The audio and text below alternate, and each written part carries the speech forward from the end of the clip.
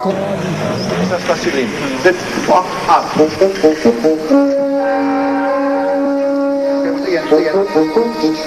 1. It should sound comme ça.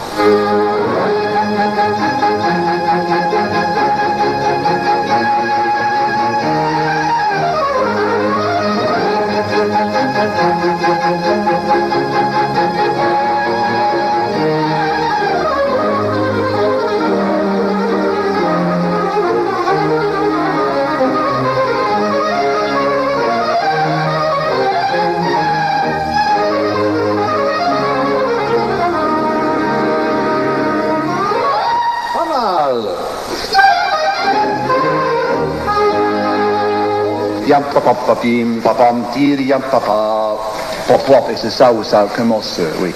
Il faut que vous repreniez les choses, hein. Ça traîne.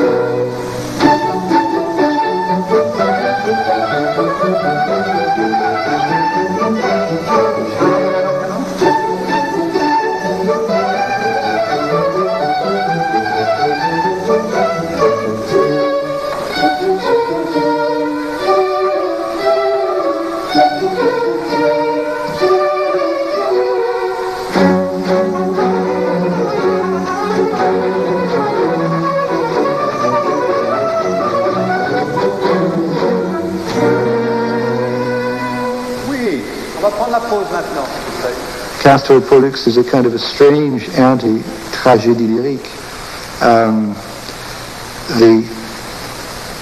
It begins with a pompe funèbre, with a great sort of funeral procession. But then again, no one dies on the thing, you see. And it's about fraternal love. It's about two brothers who love each other so much that one is prepared to sort of shuck off immortality, such as to be, to give his brother a chance, you see. And even the characters like Phoebe, who try to be wicked in Castor, really aren't wicked. I mean, they're just, and Teddaïr is just a grand kind of suffering lady. But it all boils down to a kind of a very bucolic kind of, it's a kind of a Poussin-like landscape for me.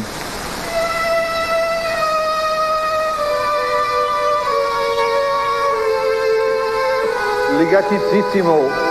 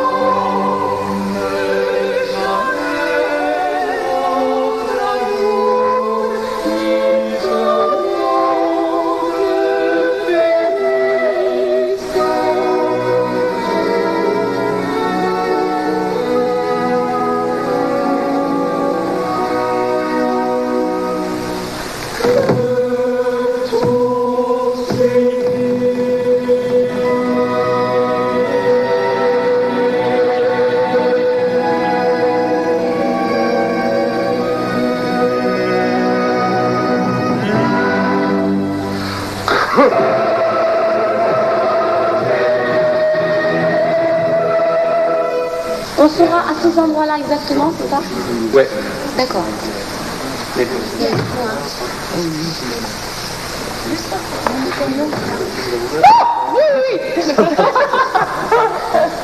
Très bien.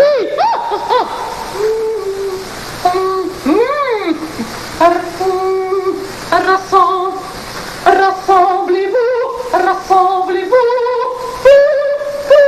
rassemblez-vous, secondez-moi, secondez-moi, secondez-moi, rassemblez-vous, secondez-moi. Des affaires, des endroits, des affaires,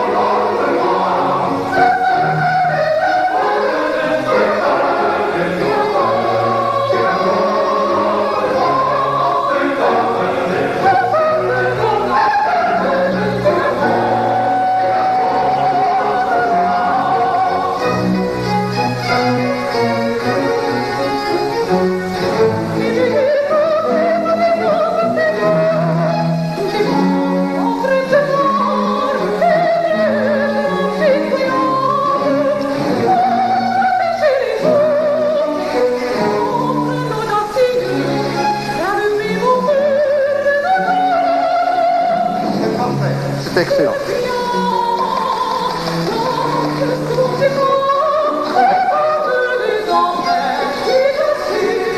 Merci beaucoup. Merci beaucoup. On va chier les mains en l'air. Vous avez la bouche fermée. Hein.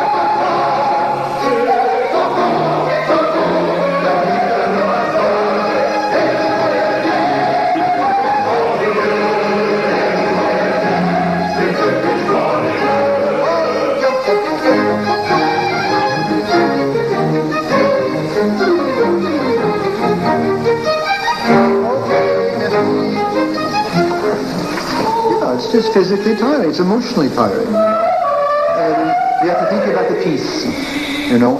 You have to make the piece flow. You have to make the piece work. It's not a question of just starting and stopping an orchestra, or speeding him up or slowing him down, or making sure the choir and the orchestra start out at the same time. It's obviously that's an element of conducting, but the rest of it is providing the enthusiasm and sometimes the vitality that some of your singers or your instrumental players don't have. You've got to give it to them.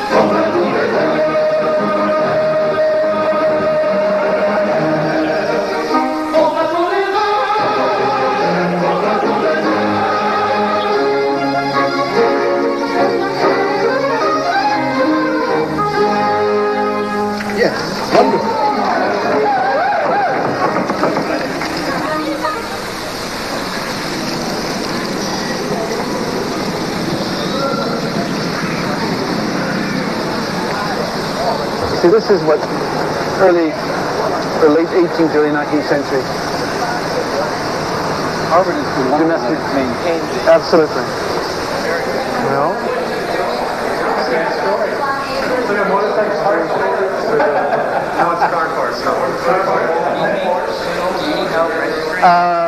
we might.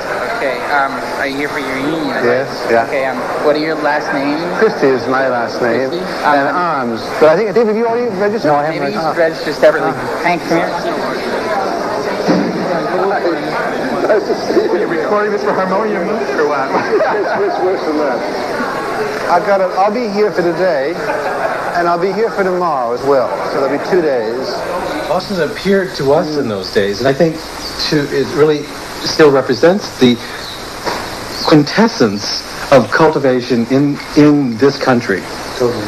I mean, you have all kinds of cultural phenomena in this country: California, the Southwest, the Middle West, but the greatest concentration of refinement of the kind that appealed to our sensibilities, certainly Bill's and mine, was here, which is really founded, I would say, in the 17th and 18th centuries. Yeah, my taste essentially for what the French would call the Grand Siècle. I found it here, And of course it has its parallel with the music that I had started to really play and love when I was at Harvard. French 18th century music, 17th century music, German, English. Boston was a very aging city. Yes, it was an old lady. And it was just on the verge of a renaissance, of a rebirth. And we came and discovered it in its very, very, almost deliciously rotten state. It was tolerating. It was decomposing. Yeah. We furnished a Harvard flat, with remnants and bits and pieces you could pick up off the street, literally, Bronze acroteria picked off of buildings in night raids, and we used to do that sort of thing. And created an environment in our, a mini environment at Harvard, gleaned from the exquisite but terribly decomposed and run down buildings in Boston. Anybody in these? Won't be able to get in. But this was the place. Who lived there? Well, there were David, myself, and David Benfield. For three years. This is where Bill's harpsichord was. That's right, yeah. This is where many of the musicals were. I can remember listening to Alcina for the very first time here. I can remember listening to my first Charpentier here. And I can remember listening to Hippolyte and Alice, remember? With John Baker singing Fed. Do you remember that? And Alcina, I remember so well. Alcina, I remember. And of course, all these pieces I've done subsequently, you know. Missed out many, many times. Up top, live the fast set.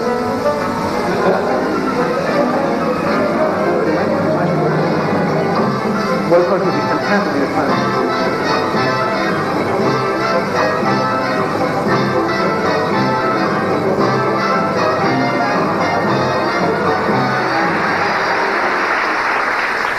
The early music group of the year is not just a fixed collection of performing personnel. It is, in fact, a flexible collection of highly talented singers and musicians dedicated to presenting the music of the 17th and 18th centuries in an adventurous and informal way. Founded in 1979 by the American conductor William Christie, who has just recently been awarded the French Légion d'honneur. The winner of the Early Music Group of the Year for, among other things, its wonderful performances of French Baroque opera is Les Arts Florissants.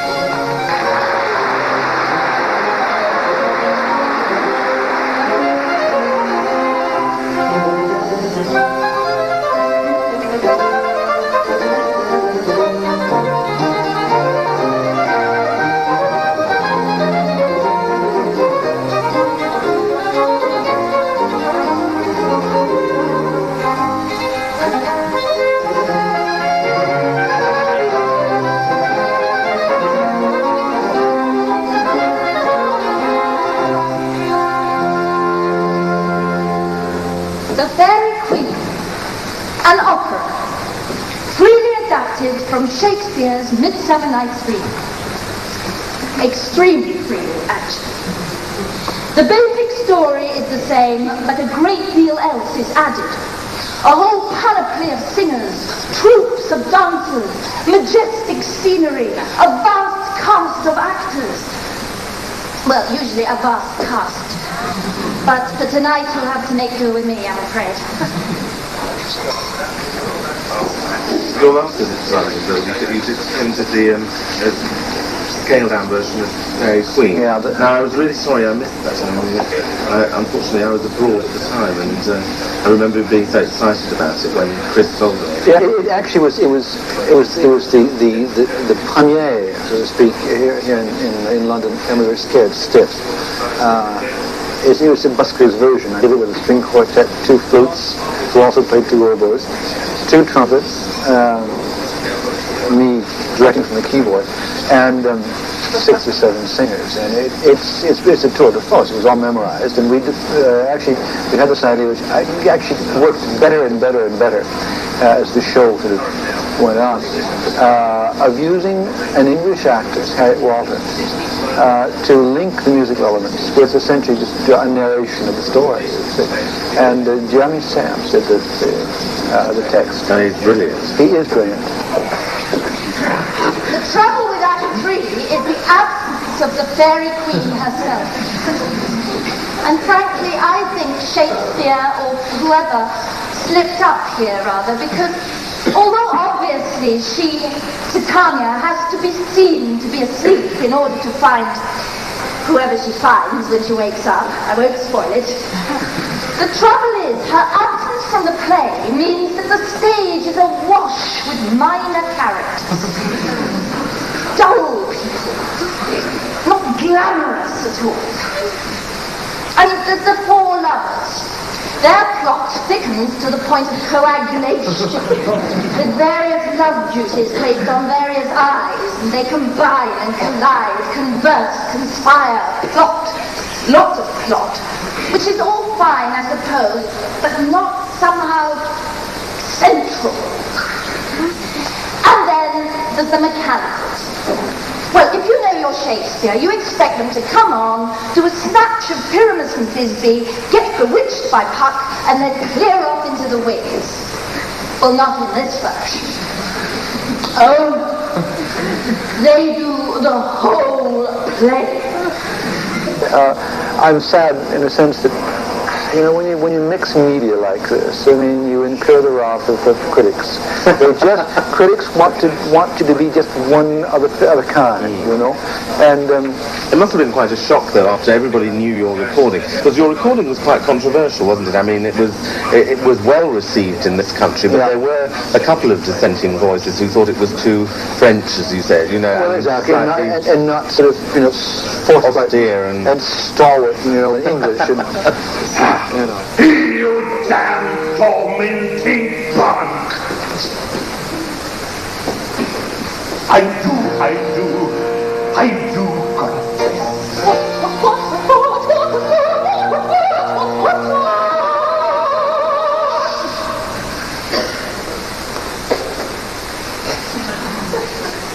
I am drunk as I live, boys as I live, drunk as I live, boys drunk. I am drunk, boys as I live, boys as I live, boys drunk. As I live, boys as I live, boys drunk.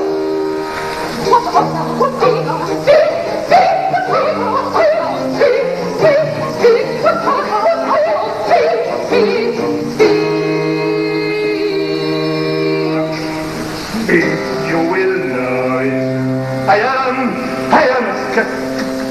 cursed and poet.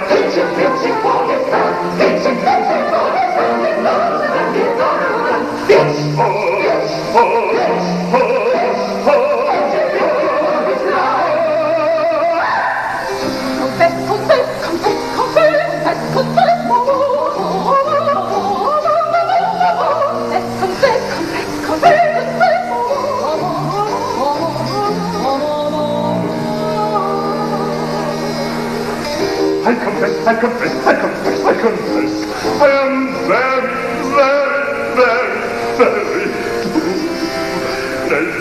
They dread no, don't pinch me so. Go, dear, devil, let me go. And as I hope to wear the face, I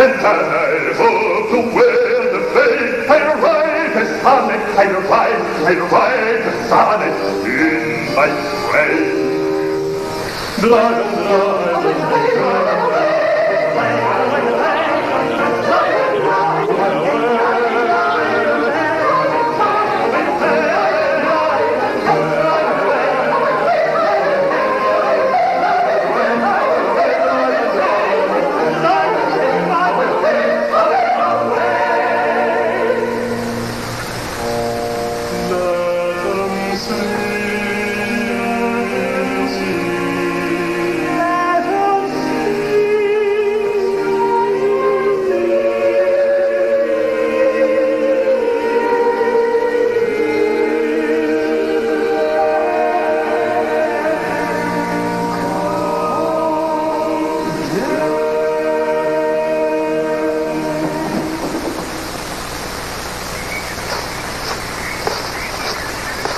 The house is 4 centuries old, and when I found it, it was really on hard times. It had been beautiful once before, but it's just simply had been forgotten and was left unloved by everybody, including its owners and the people who lived in it. We brought it back to life. I've restored it, I think, lovingly. The parallel to be made, I suppose, is the kind of work that we do with the Alflores Song as well. We've rehabilitated artists, musicians, and their works that have been sort of lying on library shelves, unloved.